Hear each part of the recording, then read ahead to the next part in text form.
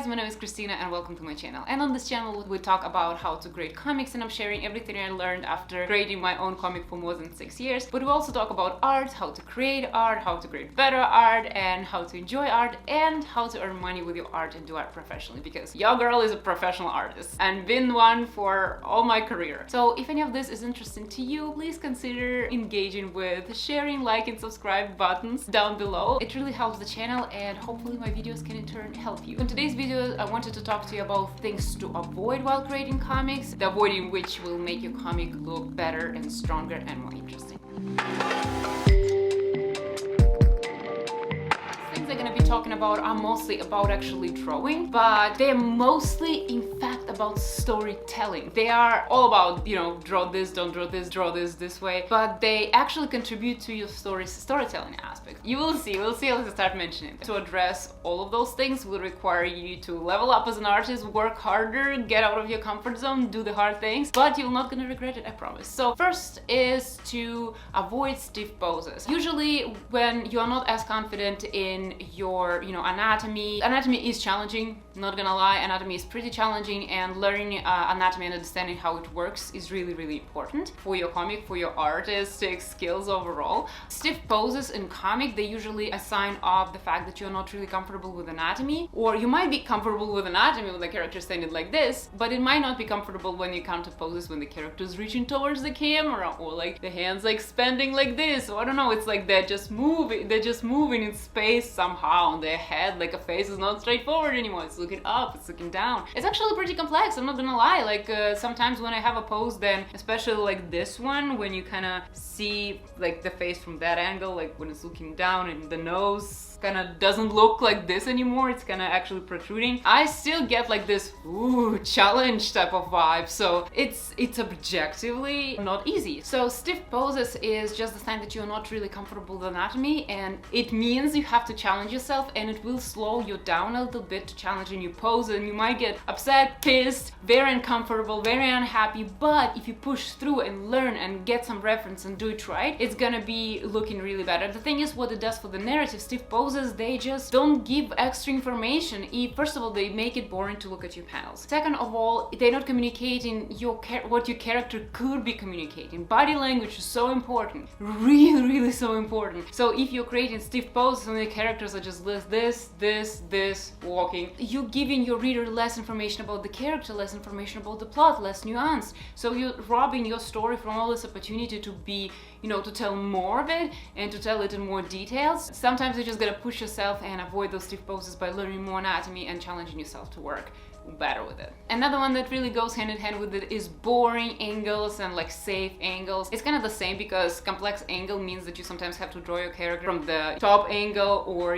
from different other angle that will make you use more complex anatomy knowledge. But again, angles are very important. Comics is a visual art, so you can actually look at movies and cartoons for inspiration and for understanding how important angles are. The way angles are looking at your characters, on the environment and the scenery, on the setting, on everything, it tells you, again, it tells the story, it tells how we should react to the scenery. It can tell you if the scenery is dangerous, if it's mysterious, if it is welcoming. It can tell about if your character intimidating, if your character, for example, dominating the scene or something like this. Are they feeling powerful in this frame? So you can communicate a lot about the story with those complex angles, and also again make it more fun, less boring, less stale, and engage your readers. And also a lot of the times, for example, a narrative will throw some challenges at you. For example, you have a lot of characters in the scene, and how you make those characters interact and make it interesting and emphasize which characters are important and what they're doing is important. You do it with different angles, with different, like the way camera looks at them. You do the composition of your characters, your setting, and your camera. Those things are very important, and it really can strengthen your story and make it really fun, interesting, and coherent, and also clearer, and help you handle complicated situations. Like, for example, there's a lot of characters in the scene, or for example, there's very complex action happening and you need to communicate it, and those boring, like in those safe angles, just will not be able to do it. Challenge yourself there. Again, if you will study more anatomy for previous point, you will be more ready for this one. So anatomy and perspective, and especially you can play with something like a 4-point perspective. It's basically a fisheye. Something like this can really elevate comic and your look and give basically more tools in your hands to tell your story and tell your story better visually. So this is my point. Another one is lack of details in clothes, in backgrounds, in characters' design, in some elements. It's understandable that sometimes it's really hard to get details in there, because if you look, for example, at the movies, you have the whole crew designing all the different elements, all the different costumes, everything. But in the comic, it's just you, and it's you who has to do all of this work. But the more work you put in, the better it will look like, especially if you're doing something like fantasy or sci-fi, something that has its own unique world building. It's really important to get those things right, and to get all these details in and all this thought into clothes and, like, for example, elements of the background, buildings, because it tells the story about your world. It tells all of these things without you actually putting words. You can have like just characters having dialogue, but you're telling so much about the world already. And also, if you don't have enough of details, it kind of feels like you as an artist cannot pull it off to put more. It's harder for you to draw this many details. Try to find ways to put more work in. I have a video how to draw a comic faster. I'm gonna link it over here as well. It's all about how to draw faster while actually adding more details. Some different tips and tricks that I learned about this area, and I just stole some from my day job, which is VFX industry. We do VFX for movies, and you're gonna do a lot of crazy stuff in very short amount of time. So you might consider watching this video for how exactly you can manage to do this. But overall, adding all of these details,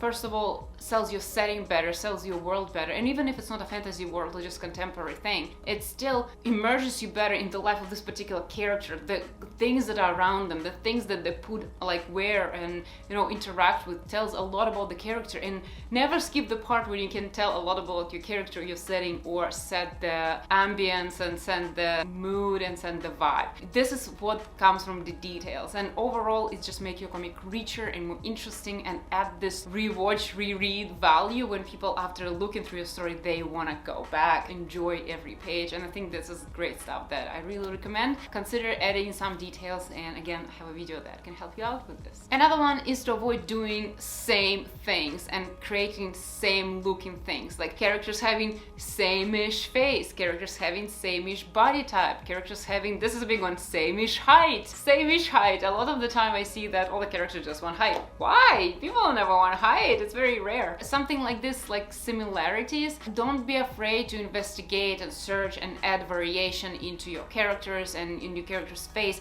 And it's not, variation is not about the color. It's not about they're like have dark skin, white skin, they have blue eyes, gray eyes, brown eyes, or they have white hair, ginger hair and stuff. It's not about this at all. It's about proportions. Proportions is something that they're gonna sell it, and especially if you're gonna be switching skins and eye color and especially skin, but keep the proportions the same, it's not gonna work. The way ethnicity and race work is all about proportions of the face. If you want to do something like this, make sure you have proportions differently. Proportions between like the hairline and eyebrows, between like how long is the chin, how narrow is the face in comparison to the actual head. All of those things. The same for hair. Don't just recycle the same hairstyle, hair length. People just don't have different color hair. People have different variation of color within their hair. People have gray hair. Some people have just very specific shape their hair looks like. Some people have like the middle part, some people have side parts, some people just have like just hair going wherever they go. The same with height and body shape. Alternate. Some people are more muscular, some people are more compact,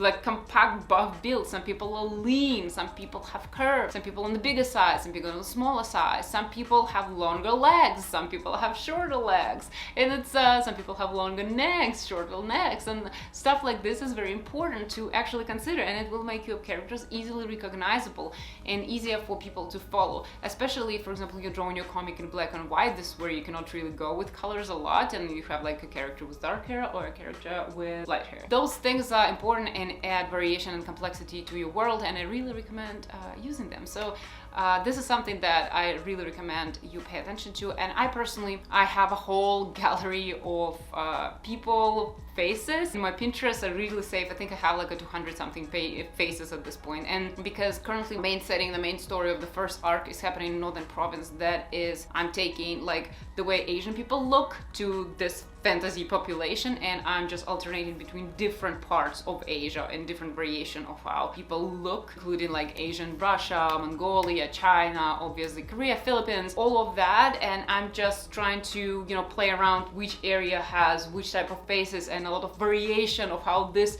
face can have different proportions, have like actors, just random people, old people, young people, and I have all the different faces from people from different parts of Asia. And I just learning how all the different proportions, how the face can go, and just trying to create different proportions first, and everything else like you know, clothes and hairstyle last. So I recommend you do the same, study people's faces, study proportions, collect faces somewhere. That's really important. So will be my another thing to pay attention to and avoid. Another one is kind of similar to the point, like to the idea of sameness. Having character have same set of emotions, like not same, like limited set of emotions. For example, they have surprised face, angry face, confused face, happy face, 4 faces. No, it should be a lot of variation in between. We all experience happiness and sadness differently depending on time of the day, I don't know, the reason for our emotion overall, and it's just so many things like this. So make sure your character has like a jillion variation. Make still true to the character, they still so vary within the character's kind of like personality, but still make it more complex and more nuanced and more interesting. And so you can, again, it unties your hands and make you able to tell more of the story, more of the context, more of and share more of the information about your story. So this is really important. Again, study human faces. I have a video about how to draw emotions that go really in detail, like what muscles we have, muscles, how they work, where we have fat tissues, how we have folds, and I'm drawing my character doing a demonstration having different emotions. So check it out. And I'm gonna make another video very soon when I will have more nuanced emotions, like very nuanced. So yeah, emotions, making them complex, make them interesting. Another one that is kind of hand in hand is that it has a little bit of writing aspect to it, but improvement needs to be on the drawing side. So make sure you don't need to speak out what your characters feel.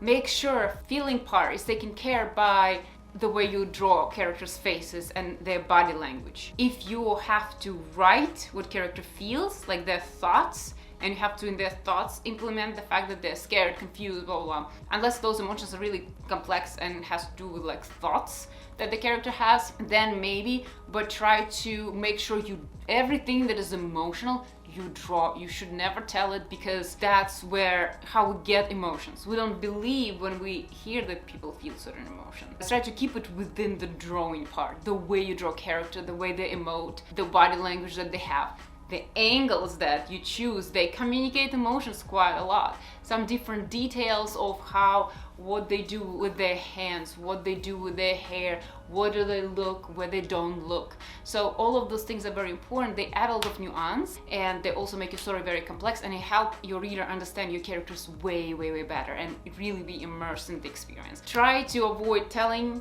again, show versus tell, but in this case, really it's about emotional. Emotions, I believe, should be almost always be read from the visuals, and you should never need to speak them out. So those are my things to avoid, or like things to improve while creating your comic, while drawing your comic. So I hope it was helpful. That really something that I try to pay attention to, and those things I really did in the beginning, so I'm trying not to do them anymore and trying to challenge myself to avoid all of them. So thank you so much guys for watching. I hope this video was helpful, and I hope to see you in my next one.